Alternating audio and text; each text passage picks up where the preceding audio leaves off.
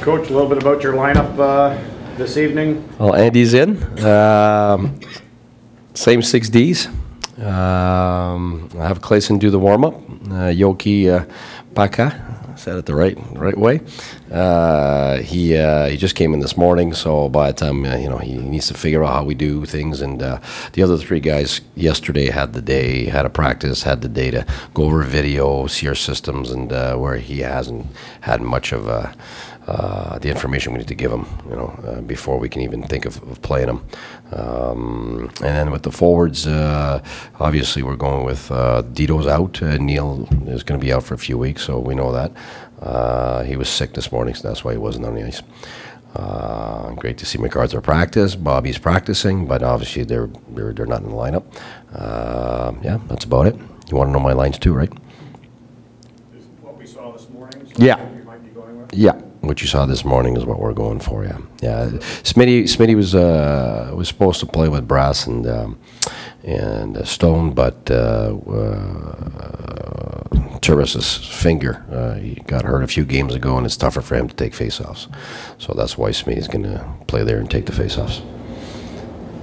What kind of, I guess, motivator do you get, or a little bit of excitement or jump from having those guys in your lineup?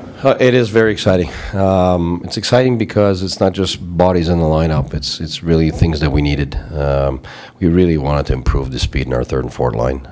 When I look at the third line today with Zingle, Pajot, and Payet, that's a pretty fast, hard digging line where 3 Bs that should be able to get us momentum and first on puck. And when you put Stahlberg, he's extremely fast. Like, it's not just a big body. Like, he flies, that guy, and wings. So Kelly will be surrounded by 2 guys that good speed. So I think it gives us speed where we needed it.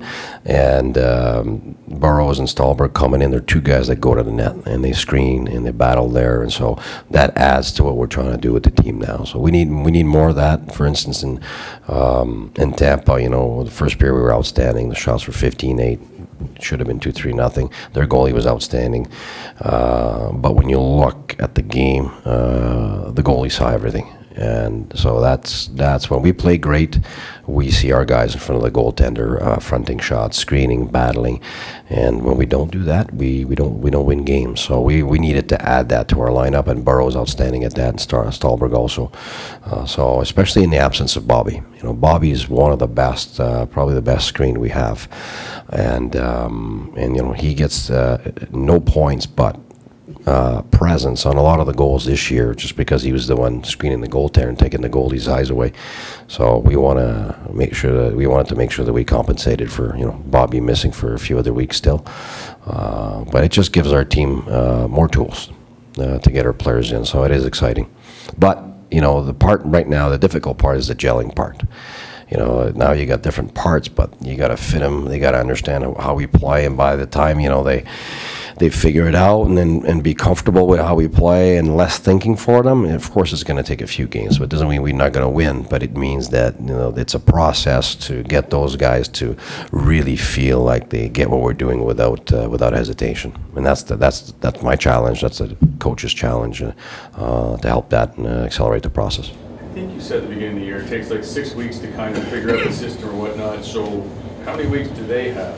Well, the thing is when you start at the beginning of the year, nobody knows, and that's why it's long. There's nobody beside you really that knows what's happening, so they're all looking at each other trying to figure it out. So you can have 2-3 mistakes on the same play, and the mistakes compound each other. Whereas now a guy like Wingles comes in, and he's got images on video of what it's supposed to look like. So already that's a good start, which is what the players don't have when we start the year this year.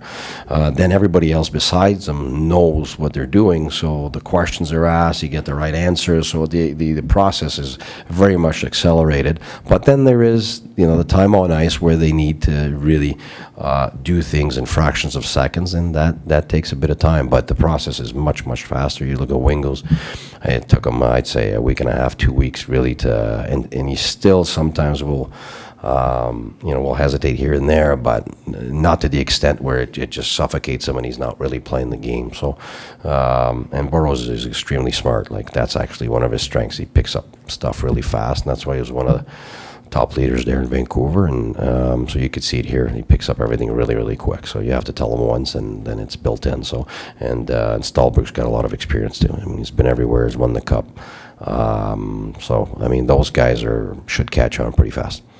How do you feel about the Lazar trade and getting more depth in defense? Well, we needed to. We were not looking to give Lazar away. I know that, that's for sure. To be honest with you, yesterday afternoon it was 2 o'clock and Lazar's name was on my board, and that was it. I was getting ready for him to be with us.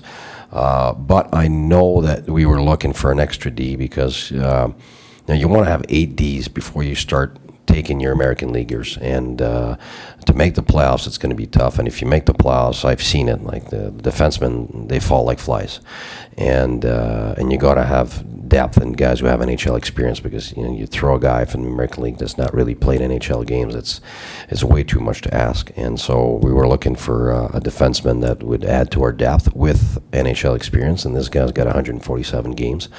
He's got size, got mobility, and he's still young, so that definitely fit the profile. So I think that's one of the reasons why things start to happen with Lazar. But you can ask Pierre about that. I mean, he's the one that dealt with all of that. But in the background, we're not looking to send Lazar somewhere, but we were looking for a D, and I think there was a joint purpose there, where I think both teams benefited from that trade. You wouldn't have seen Jyrki Okapaka too much, I don't think, in the past, would you?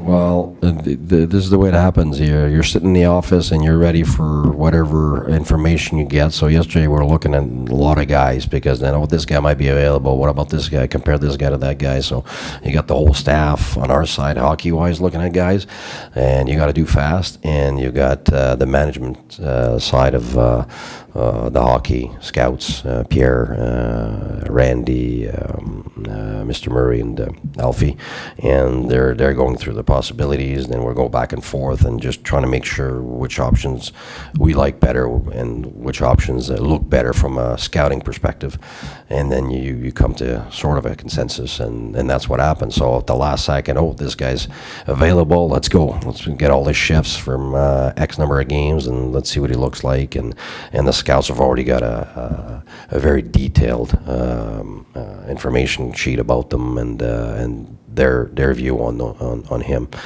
and everybody was seeing the same thing. So it was that's what we wanted.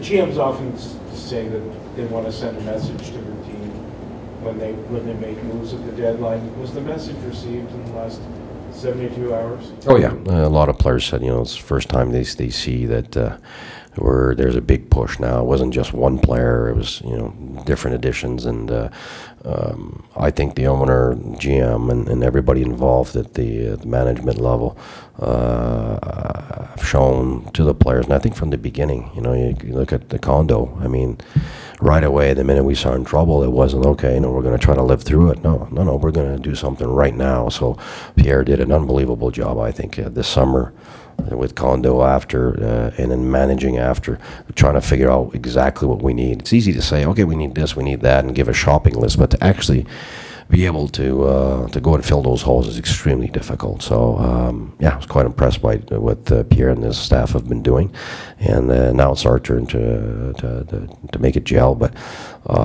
it's exciting because the things that the specific things we wanted to fill the holes with are there. So yeah, I'm looking forward to this, because now it's more of a puzzle where I have to put the pieces in the right places. But I think the organization is really showing its colors now. We want to win. We want to make those playoffs. We want to make those playoffs at all costs, and that's what it's about right now. Because we always talk about the future. At some point, the future is now, or else it's always the future. And so right now, we want it to be now. We've been pushing hard. The guys have battled through tons of adversity. They've shown resiliency. We want it to be in the mix at this time of the year, and we're right in the thick of it. So I think everybody's done their part right now, and we got to push to finish hard.